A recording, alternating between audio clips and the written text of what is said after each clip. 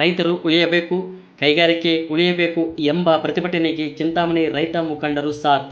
ಚಿಕ್ಕಬಳ್ಳಾಪುರ ಜಿಲ್ಲಾಧಿಕಾರಿಗಳ ಕಚೇರಿಯ ಬಳಿ ನಡೆಯುತ್ತಿರುವ ಜಂಗಮಕೋಟೆ ಕೈಗಾರಿಕಾ ಸ್ಥಾಪನೆಗೆ ಪರ ವಿರೋಧಿಗಳ ನಡುವೆ ಕರ್ನಾಟಕ ರಾಜ್ಯ ರೈತ ಸಂಘ ಹಾಗೂ ಹಸಿರು ಸೇನೆ ಸಾಮೂಹಿಕ ನಾಯಕತ್ವದಲ್ಲಿ ಜಂಗಮಕೋಟೆ ಕೈಗಾರಿಕಾ ಪ್ರದೇಶ ಸ್ಥಾಪನೆಯಾಗಬೇಕು ಇರತಕ್ಕಂಥ ನಿಟ್ಟಿನಲ್ಲಿ ಚಿಂತಾಮಣಿಯಿಂದ ರೈತರು ಬೆಂಬಲ ಘೋಷಿಸಿ ಪ್ರತಿಭಟನೆಗೆ ಹೊರಟರು. ಇದೇ ವೇಳೆಯಲ್ಲಿ ರೈತ ಸಂಘದ ತಾಲೂಕು ಅಧ್ಯಕ್ಷರಾಗಿರ್ತಕ್ಕಂಥ ಕದಿರೇಗೌಡ ಮಾತನಾಡಿ, ಜಂಗಮಕೋಟೆ ಬಳಿ ಸಾವಿರಾರು ಎಕರೆ ಜಮೀನನ್ನು ಸರ್ಕಾರ ವಶಕ್ಕೆ ಪಡೆದುಕೊಂಡು ಕೈಗಾರಿಕೆ ಸ್ಥಾಪನೆ ಮಾಡಲು ಮುಂದಾಗಿದ್ದು, ಅಲ್ಲಿ ಕೈಗಾರಿಕೆಗಳು ಸ್ಥಾಪನೆಯಾಗಬೇಕು ಹಾಗೂ ರೈತರು ಸಹ ಉಳಿಯಬೇಕು. ಕೆಲ ಬಲಾಢ್ಯರು ಕೈಗಾರಿಕೆಗಳು ಸ್ಥಾಪನೆಗೆ ವಿರೋಧ ಮಾಡುತ್ತಿರುವುದು ಸರಿಯಲ್ಲ. ಕೈಗಾರಿಕೆಗಳು ಸ್ಥಾಪನೆಯಾದರೆ ರೈತರ ಮಕ್ಕಳಿಗೆ ಉದ್ಯೋಗ ಸಿಗುತ್ತದೆ ಎಂದು ಹೇಳಿದರು. ಅದೇ ರೀತಿಯಾಗಿ ಜಂಗಮಕೋಟೆ ಬಳಿ ಏನು ಈಗ ಕೈಗಾರಿಕೆಗಳ ಸ್ಥಾಪನೆಗೆ ಸರ್ಕಾರ ಮುಂದಾಗಿದೆ, ಆ ಒಂದು ಪ್ರದೇಶದಲ್ಲಿ ಒಟ್ಟು ಸುಮಾರು 2823 ಎಕರೆ ಜಮೀನು ಲಭ್ಯವಿದೆ. ಆದರೆ ರೈತರ ನೀರಾವರಿ ಪ್ರದೇಶ 491 ಎಕರೆ ಇದ್ದು ಅದನ್ನು ಸಹ ರೈತರಿಗೆ ಬಿಟ್ಟುಕೊಟ್ಟಿದ್ದು ಮತ್ತು 1790 ಎಕರೆ ಸರ್ಕಾರಿ ಜಮೀನು ಲಭ್ಯವಿದ್ದು, ಇದರ ಜೊತೆಗೆ 539 ಎಕರೆ ಮಾತ್ರ ರೈತರ ಜಮೀನಾಗಿದ್ದು, ಹಾಗಾಗಿ ಕೈಗಾರಿಕೆಗಳು ಈ ಒಂದು ಜಮೀನಿನಲ್ಲಿ ಅಂದರೆ ಈ ಒಂದು ಸ್ಥಳದಲ್ಲಿ ಸ್ಥಾಪನೆಯಾಗಲೇಬೇಕು ಎಂಬುದೇ ನಮ್ಮ ರೈತ ಸಂಘದ ಹೋರಾಟ. ಹಾಗಾಗಿ ಈ ಒಂದು ಹೋರಾಟದಲ್ಲಿ ನಮ್ಮ ರೈತ ಸಂಘದವರು ಸಹ ಬೆಂಬಲ ನೀಡುತ್ತಿದ್ದೇವೆ. ಸರ್ಕಾರ ಕೂಡಲೇ ಕೈಗಾರಿಕೆಗಳನ್ನು ಜಂಗಮಕೋಟೆ ಪ್ರದೇಶದಲ್ಲಿ ಅಭಿವೃದ್ಧಿಪಡಿಸಬೇಕು ಎಂಬುದು ನಮ್ಮ ಒತ್ತಾಯ ಎಂದು ತಿಳಿಸಿದರು. ಈ ಸಂದರ್ಭದಲ್ಲಿ ಕರ್ನಾಟಕ ರಾಜ್ಯ ವಲಯದ ಸದಸ್ಯರಾಗಿರ್ತಕ್ಕಂಥ ರಘುನಾಥ ರೆಡ್ಡಿ, ಭೀಮಣ್ಣ, ಅಂಜಿನಪ್ಪ, ವೆಂಕಟರಮಣಪ್ಪ, ನಾರಾಯಣಸ್ವಾಮಿ, ರಾಮಯ್ಯ, ವೆಂಕಟರಾಮಯ್ಯ, BM ಮುನಿವೆಂಕಟಪ್ಪ, ವೆಂಕಟೇಶಪ್ಪ, ಮುರಳಿ, ಮುನಿಯಪ್ಪ, ಪಟೇಲ್, ನಾರಾಯಣಸ್ವಾಮಿ, ಯಲ್ಲಪ್ಪ ಸೇರಿದಂತೆ ಹಲವಾರು ರೈತ ಮುಖಂಡರು ಉಪಸ್ಥಿತರಿದ್ದರು. ಚಿಂತಾಮಣಿ ತಾಲೂಕಿಂದ ಏನು KDB ಜಂಗಮಕೋಟೆ KDB 13 ಹಳ್ಳಿಗಳ 2823 ಎಕರೆ ಸರ್ಕಾರ ವಶಪಡಿಸ್ಕೊಳ್ತಾ ಇದೆಯೋ ಆ ಒಂದು ವಿಷಯವಾಗಿ ನಾವು ಜಿಲ್ಲಾಧಿಕಾರಿಗೆ ಕಚೇರಿ ಮುಂದೆ ಧರಣಿಗೆ ಏನು ನಾವು ಕೈಗಾರಿಕೆಗಳು ಬೇಕು, ಅಭಿವೃದ್ಧಿ ಬೇಕು, ರೈತರು ಉಳಿಬೇಕು, ಕೈಗಾರಿಕೆ ಬೇಕು ಅಂತ ಏನು ನಮ್ಮ ಜಿಲ್ಲಾಧಿಕಾರಿ ಕಚೇರಿ ಮುಂದೆ ಧರಣಿ ಮಾಡ್ತಾ ಇದ್ದಾರೆ ನಮ್ಮ ಸೋದರರು. ಅವರಿಗೆ ಒಂದು ಬೆಂಬಲವನ್ನು ವ್ಯಕ್ತಪಡಿಸೋದಕ್ಕೆ ನಮ್ಮ ಚಿಕ್ಕಬಳ್ಳಾಪುರ ತಾಲೂಕಿಂದ ಇವತ್ತು 150 ಜನ ಹೋಗ್ತಾ ಇದ್ದೀವಿ. ಎಲ್ಲ ಹೋಗ್ಲಿಂದ ಒಂದೊಂದು ಸಿನಿಮಾ ಮಾತಾಡ್ಕೊಂಡು ಹೋಗ್ತಾ ಇದ್ದೀವಿ. ಹಾಗೆ ಏನಂದರೆ ನಮ್ಮ ರೈತರ ಮಕ್ಕಳು ಓದಿರೋದಕ್ಕೋಸ್ಕರ ಈ ಕಡೆ ರೈತನ ಕೆಲಸನೂ ಬೇಕು, ಉದ್ಯೋಗನೂ ಬೇಕು. ಎಲ್ಲ ಓದಿರೋರಿಗೆ ಸರ್ಕಾರದ ಕೆಲಸನೂ ಕೊಡೋಕ್ಕಾಗೋದಿಲ್ಲ ಸರ್ಕಾರದಿಂದ.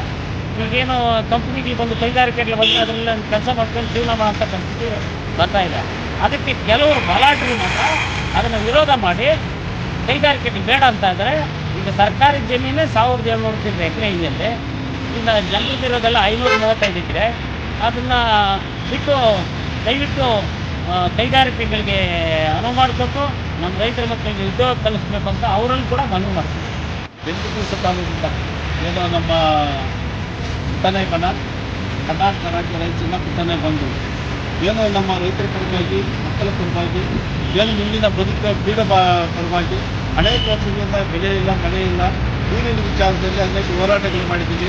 ಅದು ರೈತರ ಮಕ್ಕಳಿಗಾಗಲಿ, ರೈತರಿಗಾಗಲಿ, ಬದುಕೋಕ್ಕಾಗಲಿ ಒಂದು ದಾರಿ ಎನ್ನುವುದು ಯಾವುದೇ ರೀತಿಯಾದ ಬದುಕೋಕ್ಕೂ ಒಂದು ದಾರಿಯನ್ನು ಕಟ್ಟೋದಕ್ಕೆ ಯಾವುದೇ ಸಾಧ್ಯವಾಗಿರಲಿಲ್ಲ. ಈ ಭಾಗದಲ್ಲಿರುವಂಥ ರೈತರಿಗಾಗಲಿ, ಈ ಸಮಾಜದಲ್ಲಿರುವಂಥ ಅಧಿಕಾರಿಗಳಾಗಲಿ, ಜನಪ್ರತಿನಿಧಿಗಳಾಗಲಿ, ಈ ಭಾಗದ ಜನರನ್ನು ಒಂದು ಒಗ್ಗಟ್ಟು ಮೂಡಿಸಿ ಅವ್ರಿಗೆ ಊಟ ಕೊಡುವಂಥ ಶಕ್ತಿ ಯಾರಿಗೂ ಇಲ್ಲ. ಯಾರೂ ಅಲ್ಲ ದಿಕ್ಕು ತಪ್ಪಿಸುವಂಥ ಕಾರ್ಯಕ್ರಮಗಳನ್ನು ಮಾಡ್ತಾ ಬರ್ತಾಯಿದ್ರು. ಅದರ ಹಿನ್ನೆಲೆಯಲ್ಲೇನೋ ಇತ್ತೀಚೆಗೆ ಏನು ಸರ್ಕಾರದಿಂದ ಜಂಗಮಕೋಟೆ ಕ್ರಾಂತಿಯಲ್ಲಿ ಕೈಗಾರಿಕಾ ಅಭಿವೃದ್ಧಿ ಸ್ಥಾಪನೆ ಮಾಡಬೇಕು ಅಂತ ಸರ್ಕಾರ ಒಂದು ನಿರ್ಣಯ ಮಾಡುವ ಹಿನ್ನೆಲೆಯಲ್ಲಿ ಕೆಲವರು ಬೇಡ ಅಂತ ಅದನ್ನು ವಿರೋಧ ಮಾಡ್ತಾ ಇದ್ದಾರೆ. ನಾವು ಬೇಕು ಅಂತ ನಮ್ಮ ಪುಟ್ಟನೇ ಬಂದವರು ಒಂದು ವಾರದಿಂದ ಜಿಲ್ಲಾಧಿಕಾರಿಗಳ ಆಫೀಸ್ ಮುಂದೆ ನಾವೊಂದು ನಿರಂತರ ಧರಣಿಯ ಕಾರ್ಯಕ್ರಮ ಮಾಡ್ತಾ ಇದ್ದೀವಿ. ನಾವು ಯಾವುದೇ ರೀತಿಯಂಥ ಸರ್ಕಾರಕ್ಕೆ ಮಂದಟ್ಟಣೆ ಮಾಡುವಂಥ ಇದು ಯಾವುದೇ ರೈತ ಅಂತ ಆ ಜಮೀನು ರೈತನ ಕಿತ್ಕೋಬಾರ್ದು. ಏನು ಅವ್ರು ಕೊಟ್ಟರೆ ಇಸ್ಕೊತಾರೆ ಸರ್ಕಾರದವರು, ಅವರು ಬೇಕಾಗಿಲ್ವಲ್ಲ ಅವ್ರ ಕಂಪ್ನಿಯವ್ರು ಜಮೀನು ಕೊಡೋದು ಬೇಡ. ಯಾವುದೇ ರೈತ ಅಂತ ಜಮೀನು ಇಟ್ಕೊಳ್ಳಿ, ಯಾವುದಾದ್ರೂ ಆ ರೈತಕ್ಕೆ ಅದಕ್ಕೂ ನಾವು ಬೆಂಬಲನೇ. ರೈತನ ಜಮೀನು ಕಲ್ಕೊಳ್ಳಿ ಅಂತ ಜಮೀನು ಕೊಡಬೇಡಿ ಅಂತ ಕೊಡಬೇಕು ಅಂತ ನಾವು ಒತ್ತಾಯ ಮಾಡ್ತಾ ಇಲ್ಲ. ಅವ್ರಿಗಿಷ್ಟ ಇದ್ದರೆ ಕೊಳ್ಳಿ, ಇಲ್ಲ ಅಂತಂದರೆ ಅವ್ರು ಬೇಡ. ಮಿಕ್ಕಿದ್ದಕ್ಕೆ ಪಕ್ಕದಲ್ಲಿ ಕಂಪನಿ ಆದರೆ ಆ ಪಕ್ಕದಲ್ಲಿ ಇರುವಂಥ ಜಮೀನುಗಳಾಗಲಿ, ಆ ಭಾಗದಲ್ಲಿರುವಂಥ ವ್ಯಾಪಾರಸ್ಥರಾಗಲಿ ಸಮಾಜವನ್ನು ಕಟ್ಟಕ್ಕೆ, ಬದುಕಕ್ಕೆ ಒಂದು ದಾರಿಯನ್ನು ಆಗುತ್ತೆ. ಅದರ ಹಿನ್ನೆಲೆಯಲ್ಲಿ ಯಾರೇ ಆಗಲಿ ನಿಮ್ಮ ಜಮೀನುಗಳು ಕೊಡಬೇಡ್ರಿ. ಯಾವುದೋ ರೈತ ಬೇಕಾಗಿಲ್ಲ ಅದು ಕೊಡಬೇಡ್ರಿ. ಸರ್ಕಾರದಿಂದ ಮಾಡ್ತಾ ಇರುವಂಥ ಕಂಪ್ನಿಗಳಿಗಾಗಲಿ ಒಳ್ಳೇದಾಗಲಿ, ಅಲ್ಲಿ ಕಂಪ್ನಿ ಬಂದರೆ ಶಿಡ್ಲಘಟ್ಟಲ್ಲಿ 1 ಕುಂಟೆ 1 ಕೋಟಿ ರೂಪಾಯಿ ಮಾರ್ಬೋದು ಬೇರೆ ರೈತರು. ಈ ರೈತ ಅಂತ ಒಳ್ಳೆ ನಮ್ಗೆ ಬೆಂಗಳೂರಲ್ಲಿ ಯಾವ ರೇಟ್ ಬರ್ತದೆ ಅದಕ್ಕೆ ರೆಟ್ಟಿಂಪು ಬರುವಂಥ ಸಾಧ್ಯತೆಗಳಿದೆ. ಯಾಕಂದರೆ ಏರ್ಪೋರ್ಟ್ ನಮ್ಗೆ ಹತ್ರ ಇದೆ. ಅಂಥ ಸಂದರ್ಭದಲ್ಲಿ ಇವತ್ತು ಕಂಪ್ನಿ ಬೇಡ ಅನ್ನೋದು ಭಾಳಷ್ಟು ರೈತರಿಗೆ ನೋವಾಗೋದಂಥ ವಿಚಾರ. ಈ ಭಾಗದಲ್ಲಿ ಇರುವಂಥ ರೈತರಿಗೂ ತುಂಬ ಅನುಕೂಲವಾಗುವಂಥ ವಿಚಾರಕ್ಕೆ ಈ ರೀತಿಯನ್ನು ಅವರು ಏನೋ ಒಂದು ವೇಳೆ ಒಂದು ಭಾಗ ಅವ್ರಿಗೇನೋ ಮನಸ್ಸಲ್ಲಿ ಇದ್ದರೆ ಅದನ್ನು ರೈತರು ಕೊಡುವಂಥ ಜಮೀನುಗಳು ಬೇಡ. ಮಿಕ್ಕಿದ್ದಕ್ಕೆ ಯಾರು ರೈತ ಕೊಡ್ತಾನೋ ಆ ಪಾಪ ರೈತರು ಕೊಡಲಿ. ಪಾಪ ಇನ್ನು ಕೆಲವರು ಜಮೀನುಗಳನ್ನು ನಮ್ಮ ಸರ್ಕಾರ ಇತ್ತೀಚೆಗೆ ತಗೊಂಡದೇ ಇಲ್ಲ. ಯಾವುದು ಕೆಲವು ಭಾಗದಲ್ಲಿರುವಂಥ ಕೆಲವು ಬಂಧುಗಳು ತಗೊಂಡಿದ್ದಲ್ಲ. ಹಾಗೆ ಶಿಡ್ಲಘಟ್ಟ ಜನಪ್ರಿಯ ಶಾಸಕರಾದ ರವೀಣ್ಣವರು ನಮ್ಮ ರೈತರ ಬೇಡಿಕೆನ ನಾವು ಮೊದಲೇ ಒಂದು ಬೇಡಿಕೆ ಇಟ್ಟಿದ್ವಿ, ನೀರಾವರಿ ಪ್ರದೇಶನ ಹೊರತುಪಡಿಸಿ ಕೈಗಾರಿಕೆ ಸ್ಥಾಪನೆ ಮಾಡಿ ಅಂತ. ಏನು ನೀರಾವರಿ ಪ್ರದೇಶ 491 ಎಕರೆ ಬಿಟ್ಟಿದ್ದಾರೆ. ಅವರಿಗೆ ನಮ್ಮ ಸಾಮೂಹಿಕ ಸಂಘಟನೆಯಿಂದ ಧನ್ಯವಾದಗಳು ಹೇಳ್ತಾ, ನಮ್ಮ ರೈತರು ಏನು ನೀರಾವರಿ ಬಿಟ್ಕೊಟ್ಟಿದ್ದಾರೋ ಅವ್ರಿಗೆ ಧನ್ಯವಾದ ಹೇಳ್ತೀವಿ. ಆಗಲೇ ಈ ತಕ್ಷಣ ನಮಗೆ ಅವ್ರ ಕೈಗಾರಿಕೆಗಳು ಆಗಲೇಬೇಕು. ಆದ್ದರಿಂದ ನಾವು ಶಿಡ್ಲಘಟ್ಟ ಸಹೋದರರಿಗೆ 1,80,00,000 ಸಮ ಜಮೀನು ಬರ್ತದೆ.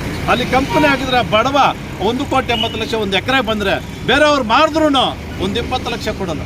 ಆ ರೈತ ಬದುಕ್ತಾರೆ. ಅನೇಕ ರೈತರು ಬದುಕ್ತಾರಲ್ಲ, ಆ ಬದುಕು ರೈತರಿಗೆ ದಾರಿ ಕೊಡ್ರಿ.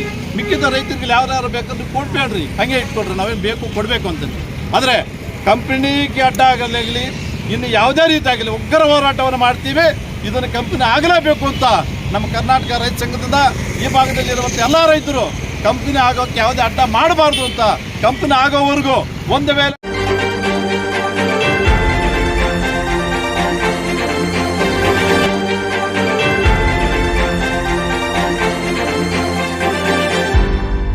ನೀವು ನಮ್ಮ ಚಾನಲ್ಗೆ ಸಬ್ಸ್ಕ್ರೈಬ್ ಆಗಿಲ್ಲ ಅಂದರೆ ಈಗಲೇ ಸಬ್ಸ್ಕ್ರೈಬ್ ಆಗಿ ಪಕ್ಕದಲ್ಲೇ ಇರುವ ಬೆಲ್ ಐಕಾನ್ ಕ್ಲಿಕ್ ಮಾಡಿ. ಮತ್ತಷ್ಟು ಅಪ್ಡೇಟ್ಗಳಿಗಾಗಿ ಫೇಸ್ಬುಕ್, ಇನ್ಸ್ಟಾಗ್ರಾಮ್, ಟ್ವಿಟರ್ನಲ್ಲಿ ಫಾಲೋ ಆಗಿ.